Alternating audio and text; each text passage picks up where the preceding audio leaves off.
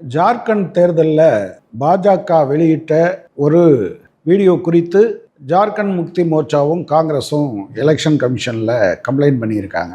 Election commission தேர்தல் நடத்தை விதிமுறைகளை மீறியதாக இருக்கிறது, எனவே அதை எடுக்க சொல்லுங்க என்று அந்த மாநில தேர்தல் அதிகாரிக்கு உத்தரவு போட்டு அதை எடுத்திருக்காங்க.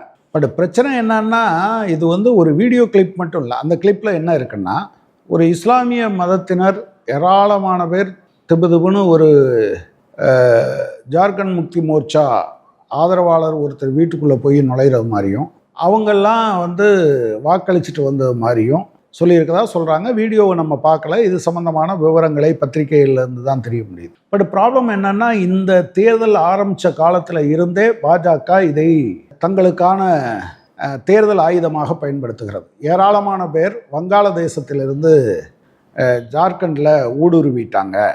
அவங்க தான் ஜார்க்கண்ட் முக்தி மோர்ச்சாவுக்கும் காங்கிரஸுக்கும் ஆதரவாக இருக்காங்க என்று அவங்க பேசியிருக்காங்க.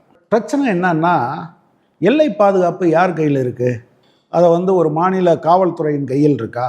எல்லைகளில் பாதுகாப்பு இல்லாமல் பொத்தல் இருக்குது, அது வழியாக எல்லோரும் வந்துடுறாங்க. பாகிஸ்தான்லேருந்து வந்துடுறாங்க, பங்களாதேஷ்லேருந்து வந்துடுறாங்க, மியான்மர்லேருந்து வந்துடுறாங்க, ஆப்கானிஸ்தான்லேருந்து வந்துடுறாங்கன்னு சொன்னால் இதுக்கெல்லாம் யார் பொறுப்பேற்கணும்? உண்மையிலே இந்த குற்றச்சாட்டை வச்ச உள்துறை அமைச்சரும் பிரதமரும் தான் ராஜினாமா பண்ணணும். ஏன்னா எல்லையை பாதுகாக்க தவறிய குற்றவாளிகளாக அவர்கள் மாறுகிறார்கள். அப்புறம் அதை தாண்டி அவங்க தான் இங்கே இருக்கக்கூடிய நிலங்களை ஆக்கிரமிச்சிட்டாங்க, ஆதிவாசி நிலங்கள்லாம் காணாமல் போயிடுச்சுன்னு பேசுகிறாங்க. உண்மையில் கணக்கெடுத்து பார்த்தா தைரியம் இருந்தால் நரேந்திர மோடியும் அமித்ஷாவும் என்ன சொல்லணும்னா, இந்த மாநிலத்தில் மொத்த இடங்கள் எவ்வளவு, இப்போ அதானி கையிலையும் அம்பானி கையிலையும் எவ்வளவு இடங்கள் போயிருக்கு, சுரங்கங்கள் என்கிற பெயரில் ஆதிவாசி குடும்பங்கள் அங்கிருந்து அடித்து விரட்டப்பட்டிருக்கு, அதில் எத்தனை பேர் மேலே கேஸ் இருக்குன்னு சொல்லட்டுமே. தைரியம் இருந்தால் அவங்க கையில் தான் அரசாங்கம் இருக்குல்ல. இந்த அரசாங்கத்தை வைத்து கொண்டு அவங்களால என்னத்தை வேணாலும் செய்ய முடியும். ஏன் இந்த கணக்கெடுத்து இவ்வளவு இடங்கள் பங்களாதேஷ்லேருந்து வந்தவங்க இப்படி ஆக்கிரமிச்சிருக்காங்கன்னு சொல்ல வேண்டியதானே? எந்தவித நியாயமும் இல்லாமல் இது இன்னொரு வகையில் பார்த்திங்கன்னா, எலெக்ஷன் கமிஷன் அது எதிர்கட்சிகள்னால் அது ரொம்ப பவர்ஃபுல்லாக செயல்படும். ஆனால் பாஜக சொல்லிருச்சுன்னா அது பல்பிடுங்கப்பட்ட பெட்டி பாம்பு, அது அடங்கி போய் தான் இருக்கும், சீரக்கூட செய்யாது. கடந்த காலத்திலையும் இதே மாதிரியான விஷயத்தை நரேந்திர மோடி பேசினார், அமித்ஷா பேசினார். ஊடுருவல்காரர்களுக்கு காங்கிரஸ் இஸ்லாமியர்கள் 2 பசு இந்துக்கள் வச்சுருந்தா அதில் ஒரு பசுவை பிடுங்கி இஸ்லாமியர்கள்ட்ட கொடுத்துருவாங்க. நிலம், வீடு, சொத்து, பணம் எல்லாவற்றையும் பிடுங்கி கொடுத்துருவாங்க.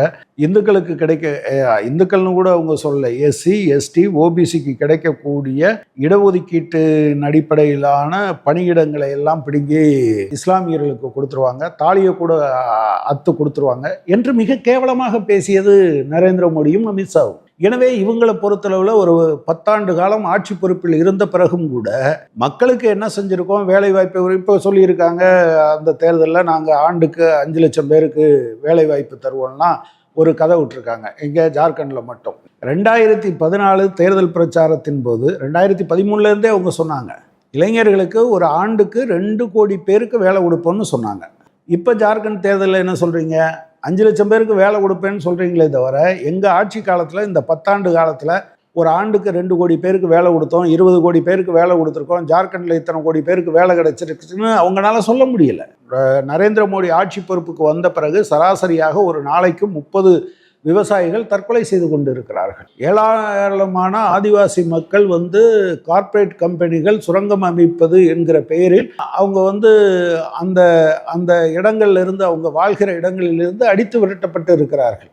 எனவே இவங்களை பொறுத்தவரையில் எதையும் நான் செஞ்சேன்னு சொல்லி செய்கிறதுக்கான வாய்ப்பெல்லாம் அவங்களுக்கு கிடையாது. அந்த ஊரில் போய் அமித்ஷா பேசுகிறாரு, நாங்கள் நவராத்திரிக்கு ஒரு சிலிண்டரும் தீபாவளிக்கு ஒரு சிலிண்டரும் இலவசமாக தருவோம், அப்புறம் வருஷம் முழுவதும் 500 ரூபாய்க்கு சிலிண்டர் தருவோன்னு சொல்கிறாங்க. 500 ரூபாய்க்கு சிலிண்டர் தர்றது நியாயம்னு சொன்னால் அதை இந்தியா முழுவதும் அமல்படுத்துறதுல இவங்களுக்கு என்ன பிரச்சனை? அதாவது என்ன பிரச்சனைனா, ஒரே நேரத்தில் ஒன்றிய அரசாங்கம் ஏராளமான வரியையும் விலைவாசியையும் உயர்த்தி 410 ரூபாய்க்கு விற்ற சிலிண்டரை இன்றைக்கி 1100 ரூபாய்க்கு மேலே விற்பாங்க. அதில் வர்ற பணத்தை எல்லாம் ஒன்றிய அரசாங்கம் எடுத்துகிட்டு போயிடும். ஆனால் அதே சமயத்தில் மாநில அரசாங்கங்கள் ஒரு சிலிண்டருக்கு நீங்கள் 1100 ரூபாய்னா 600 ரூபா மானியம் கொடுத்து அங்கே இருக்கக்கூடிய எல்லா மக்களுக்கும் கொடுக்கும் அப்படின்னு சொன்னால் 500 கொடுக்கறது நியாயம்னா இந்தியா முழுவதும் கொடுக்கறதுல என்ன பிரச்சனை? அந்த மாநிலத்தில் இருக்க ஒருத்தர் பேசினா பரவாயில்ல. என்ன செய்கிறாங்க, இந்தியா முழுவதுக்கும் உள்துறை அமைச்சராக இருக்கிற ஒருத்தர் பேசுகிறாரு, அங்கே போய் சொல்லும்போது அப்படி சொல்கிறாரு.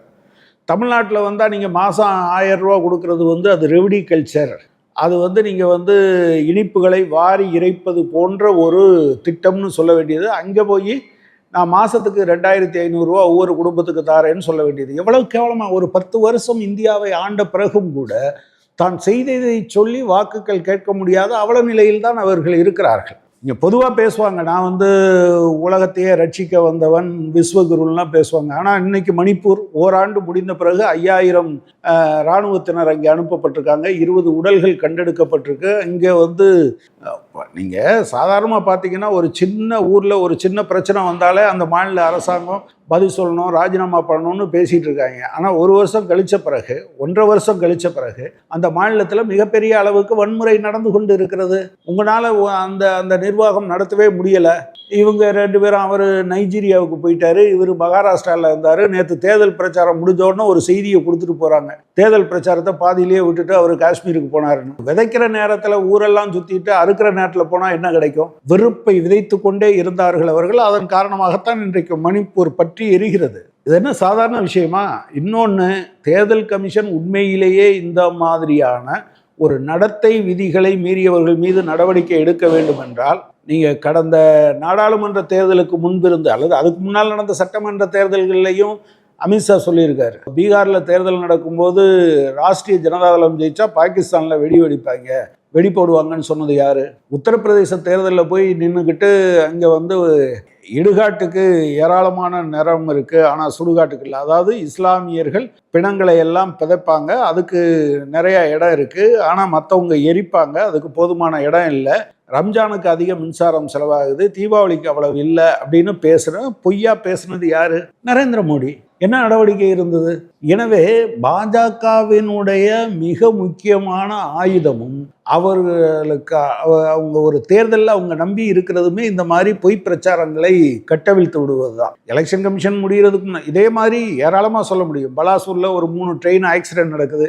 ஆக்சிடென்ட் நடந்த உடனே என்ன சொன்னாங்க, பக்கத்தில் இருக்கக்கூடிய இஸ்கான் டெம்பிள், ஹரே ராமா ஹரே கிருஷ்ணா இயக்கம் இருக்கு இல்லையா, அதனுடைய கோயிலை ஒரு மசூதி மாதிரி சித்தரித்து அதை செஞ்சவங்கெல்லாம் இஸ்லாமியர்கள்னு சொன்னாங்க. இங்கே கவரப்பேட்டையில் ஆக்சிடென்ட் நடந்தோடனே அது ஒரு பெரிய சதி அப்படிங்கிறத முதல்ல பாஜக ஆட்கள் டிவிக்கள் எல்லாம், தொலைக்காட்சி விவாதங்கள் எல்லாம் கட்டவிழ்த்து விட்டாங்க. இது அவர்களுடைய வழக்கமான, அதுதான் அவங்களுடைய ஆயுதம்.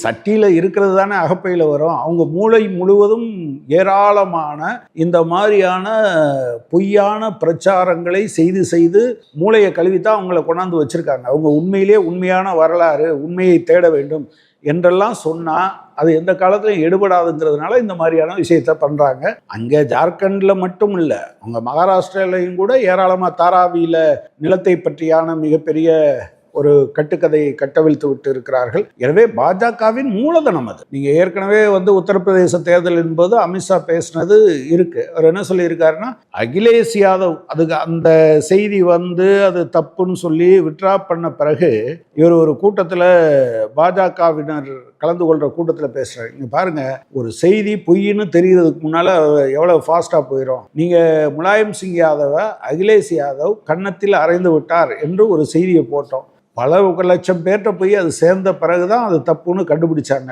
எனவே இந்த மாதிரி எப்படி பண்ணுறது, ஒரு செய்தி எவ்வளோ வேகமாக பரவுதுன்னு அதை உதாரணமாக காட்டுறாரு. எனவே இவர்களை பொறுத்த மட்டில் பொய்யும் புனை சுருட்டும் அவதூறுகளும் தான் அவர்களுடைய ஆயுதம். அதைத்தான் ஜார்க்கண்டில் அவங்க பண்ணியிருக்காங்க. பட் தேர்தல் கமிஷன் இந்த மாதிரியான நடவடிக்கைகளில் ஏதோ பல்லில்லாத பாம்பு கொத்தி என்ன பிரயோஜனம், சீறி என்ன பிரயோஜனம், அது பல்லற்ற பாம்பு என்பது பாஜகவுக்கு தெரியும், அல்லது அது கடிக்கிற பாப்பாக இருந்தால் அதை தூக்கி போட்டுருவாங்கங்கிறது அவங்களுக்கு தெரியும். எனவே இந்த மாதிரியான இது ஒரு நாடக நடவடிக்கையை தவிர அடிப்படையில் அறமுமற்ற, எந்த விதமான அறமற்ற வகையில் தான் தேர்தல் கமிஷன் நடந்து கொள்கிறது. அறமற்றவர்கள் ஆட்சி பொறுப்பில் இருக்கும்போது நிர்வாக அமைப்பு மட்டும் அறத்தின் வழியாக நடக்கும். பேய் அரசு செய்தால் பிணந்தின்னும் சாத்திரங்கள் என்று பாரதி பாடினார். பிணந்தின்னும் சாத்திரங்கள் அதில் ஒரு பகுதி தான் இது.